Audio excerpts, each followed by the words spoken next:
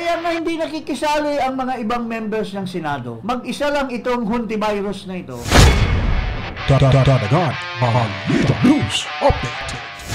Ilatag muna natin ang karapatan ng isang Pilipino. Hindi lamang yung human rights, but his Bill of Rights. That he has the right to remain silent, he has the right to property, he has the right to protection from the government and its officials. In other words, hindi mo pwedeng pilitin ng isang tao na mag-appeal na magiging discriminatory sa kanya. Pagka pinatawag ka sa isang hearing, pwede kang hindi kumibo eh. It goes without saying that kung pwede kang hindi kumibo, pwede ka lang hindi mag-appear. As the right of against self-incrimination, you also have the right not to go to a certain place where you will be forced to incriminate yourself. Nitong mga kumag na ito, yung sasabihin mo, yung gusto nilang marinig sa'yo, iko-content ka, di papakulong ka. Kaya nga maraming umaayaw dyan dahil binabastos yung mga testigo, mga guests. They're supposed to be guests. Pero pagka sa magsasagot ka, hindi, tulad ng mga ginagawa ni Tulfo, binabastos yung mga testigo, minumura. Ito, dignified person ito eh. He commands respect from 7 million people. Tapos babastusin mo lang, Hontivirus? Babastusin lang? Well, alam naman natin na talagang kapangyarihan ng Kongreso at ng Senado na mag-issue ng subpoena, talagang fundamental power yan. Pero alalahanin natin na kinakailangan bigyan ng substantive and procedural due process at saka yung karapatan against self-incrimination. Ang ibig ko sabihin, lungkot na lungkot ako sa mga pangyayari tungkol sa SMNI at kay Pastor Kibuloy. Mabait siya sa atin at higit sa lahat talagang tumutulong sa napakarami. Malungkot ako na nauwi sa ganito at sana na isaayos na lamang ito. Tama naman si Amy.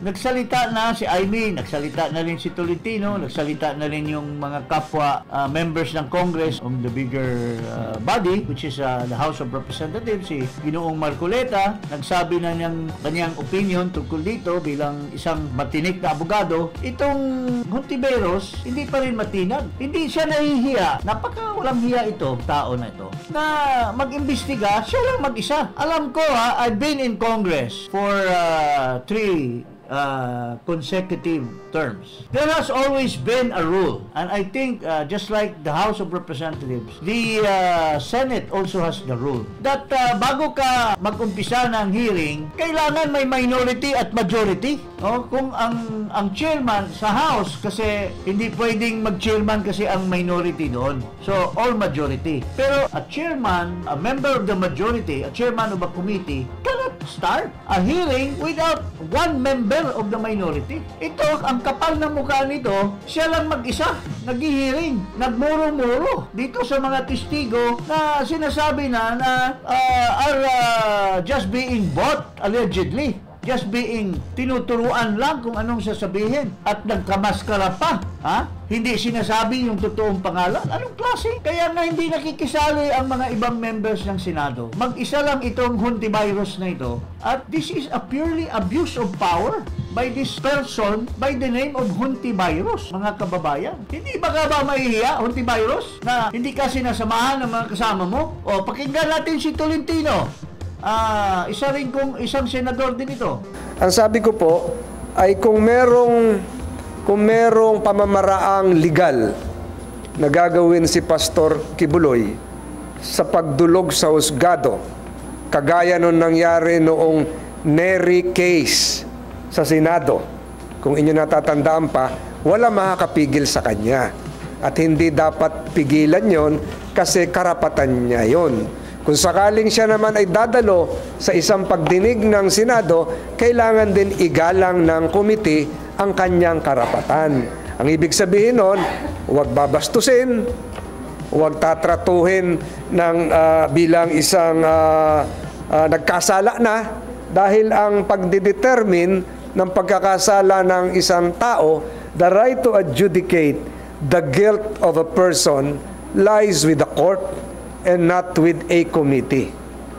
Maliwanag po yan. Ang atin pong gawain dito sa Senado is to investigate in aid of legislation. It is not the right, it is not the duty of the Senate to condemn and imprison an individual. Because that individual, no matter how high nor lowly he is, has the same basic human right and the right of being, the right to innocence, etc., etc. So igalang po yun. Yun po yung sinabi ko nun. Igalang yung karapatan ni Pastor Kibuloy. Yan, isang colleague din ni Hontiveros nagsasalita. Kanina si Aimee, ngayon si Tolentino. And I would not probably be surprised if there will be more senators who would be saying things against the actions of Hontiveros, mga kababayan. Tingnan mo yung ugali nitong Hontiveros na ito in one occasion. Pakita natin yung kalaswaan nitong babae na ito. So at that point, forgive my French, Mr. Speaker, ang sabi ko, hindi ako bata, wag niyo akong bubuhatin. Wala akong naririnig na maayos na babaeng senadora na nagpupunyet in the plenary hall of the Senate. So, sinasabi na po yan ni Attorney Topacio na yung kliyente niya hindi dadalo or nag-iisip na hindi dadalo dahil po, pagdating dyan, babastusin. Tingnan mo yung ginagawa ni Tulfo. Okay, pakita natin yung pambabastos ni Tulfo. Excuse me, Mr. Consunji, please, huwag kayong matulog dito. Please, wala kami binibaby dito. Hindi porket bilyonaryo ka, tutulugan mo kami. Don't do that. Pambabastos yan. Hindi pa ako natutulog. No, nakita kita tutulog kayo. Huwag ka. Meron dito mga napin-empleyado na napakatagal na. Tapos ngayon tutulugan mo para kayong naging sarcastic dito. Huwag. Bastusan yan. Huwag mo kami bastusin dito. You don't have the right. Kahit na bilyonaryo ka, hindi ka exempted. Okay? Magpakatino ka. Gumising ka. Dilat mo mata mo. Bigyan natin ng coffee. Anong gusto niyo? Black or cream? Okay, bigyan para magising to. Ganyan po ang sitwasyon diyan sa Senado. Alam mo, with due respect dito sa Hontiveros na ito. Alam mo, Mrs. Barakel, alam mo, ang pangalan mo Barakel, nag-Hontiveros ka. Kinalimutan mo na yata yung mga umong asawa Ha? Tulad ng mga ginagawa ng ibang senador na binabastos yung hearing. Napapansin ni Ginoong Kibuloy yan. At he commands a respect of about 7 million people. Ikaw, baka mamaya wala ka pang 100 people na loyal talaga sa iyo. Ito may loyalist siya. Tumitingala sa kanya na at least 6 to 7 million. Tapos isasalang mo siya at babastusin nyo lang. Sabi nga ni Topacio, pagka pinilit nyo yan, baka magkakagulo. Pareho lang rin yung sinasabi ni President Duterte na kung pipilitin nyo kayong mga Hontiveros, mga kaliwete, na mga pinipilit nyo yung war on drugs na may kagagawan si Duterte, when in fact the real thing that happened is that he tried to prevent our youth, our people from being addicted and their future will be ruined. Sasabihin nyo ngayon na ipapahuli nyo sa ICC. At anong sinasabi ni Duterte? Hindi ako magpapahuling buhay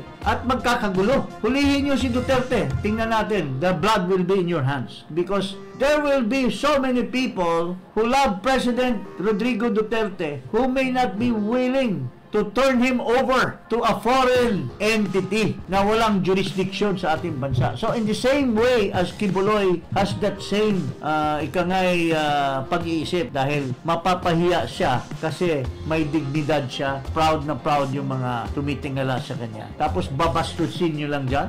Something which respect has been built through the years at umaabot yung kanyang mga following na ganyan. Tapos mumurahin nyo lang at ipapakulong mo lang kasi ayaw magsagot ni Kibuloy because itong mga testigo na ito are already stained with Para mapakinggan at mapanood ang mga mainit-initang mga balita, huwag kalimutan i-follow ang page na ito para libre sa mga apat sa Puna.